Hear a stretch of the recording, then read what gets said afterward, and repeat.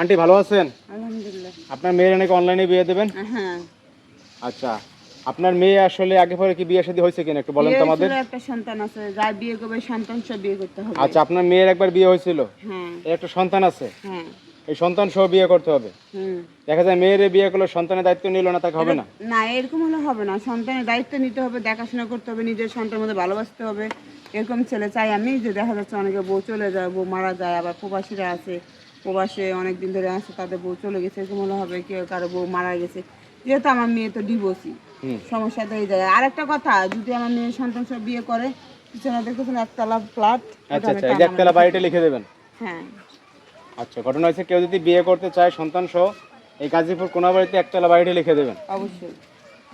আচ্ছা, এখন ঘটনা হচ্ছে আপনার মেয়ের তো আর কোনো সমস্যা নাই নাকি? না না না, আর কোনো সমস্যা আছে? না, আর কোনো সমস্যা নাই, সমস্যা একটাই। হ্যাঁ দাদা, থাকতেও পারে। এখন বিষয়টা হচ্ছে সমস্যা থাকলে এগুলো ভিডিও সমস্যা থাকলে সবকিছু যাচাই করে নিব, কিন্তু আমরা ভালো ছেলে চাই। বউ মরে গেছে এরকম বিবাহিত ছেলে, বাচ্চা আছে একটা, তাতে আমার সমস্যা নাই, কিন্তু বউ চলে গেছে এরকম কোনো ছেলে আমি চাই না। কারণ আমি বাড়ি লেখা দিব একটা বাচ্চা সহকারে, তাকে সহকারে পালবো। এরকম অবিবাহিত ছেলে যদি থাকে, আর যদি বউ মারা গেছে এরকম বাচ্চা সহ থাকে, তাহলে চলবে, কোনো সমস্যা নেই। বা প্রবাসী একটু বয়স্ক হলেও কোনো সমস্যা নাই, যে বিয়ে টিয়ে করে নাই, বয়স হয়ে গেছে, তাতে আমার কোনো সমস্যা নেই।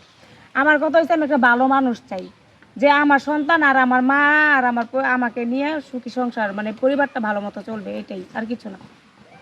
না, আপনার কথা তো ঠিক আছে, যুক্তি আছে। জি, এটাই। কারণ যেহেতু একবার বিয়ে আপনার হয়েছিল, একবার সংসারটা বিয়ে ভেঙে হয়েছে, গেছে, ডিভোর্স ডিভোর্স হয়ে গেছে, এখন ওই যে ছেলেটা আবার ভালো ছিল না, নেশা করছিল, ওর জন্য আমি কোটি কোটি টাকা নষ্ট করছি, যার কারণে ওরে আমি ডিভোর্স দিয়ে দিছি।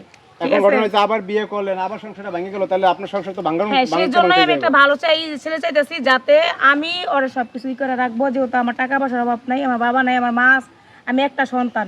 আমার যে জায়গা সম্পত্তি আছে, যে বাড়ি আছে, এটা সব আমার একাই থাকবো। আমার মানে আমার সন্তানের, যেহেতু আমার আপনার হাজবেন্ডের। একটা মেয়ে, তো সেক্ষেত্রে তো আপনার মেয়েরই সব এখন। হ্যাঁ, সেটাই। আপনার হাজবেন্ড নেই, হ্যাঁ, আর সন্তানাদি নেই। না, মানে সেই ছেলে যদি মনে করে যে আমার কি এই জায়গায়, সেই জন্য বাড়িটা প্রথমেই ছেলে বিয়ের দিনকে আমি লিখে দিব, বাড়িটা ওর নামে লিখে দিব। ওর কোনো সন্তানাদি যদি হয় ওর ঘরে, তাহলে ওই বাড়িটা ওর ওই সন্তানাদি পাবে, বা ওর যা ইচ্ছা। এখন বিষয়টা হচ্ছে কি, অনেকে আসলে সরাসরি এসে দেখা করতে চায়, সেক্ষেত্রে কি পারবে? সন্তান আসবে। আসবে দেখবে, সবকিছু দেখাশোনা করার পরে যদি ভালো লাগে, তাহলে এটা প্রস্তাব রাখবে, আমরা তো অনেকে যাচাই করে আসলে নিব। মনে করে কি এগুলো ফেক, আসলে এর জন্য অনেকে যোগাযোগ করে না, বা এগুলা ফেক মনে করে। কিন্তু আপনারা হচ্ছে এটা অরিজিনাল, কেউ যদি আসতে চায় সরাসরি আসতে পারবে, কি কোনো বাধা নাই।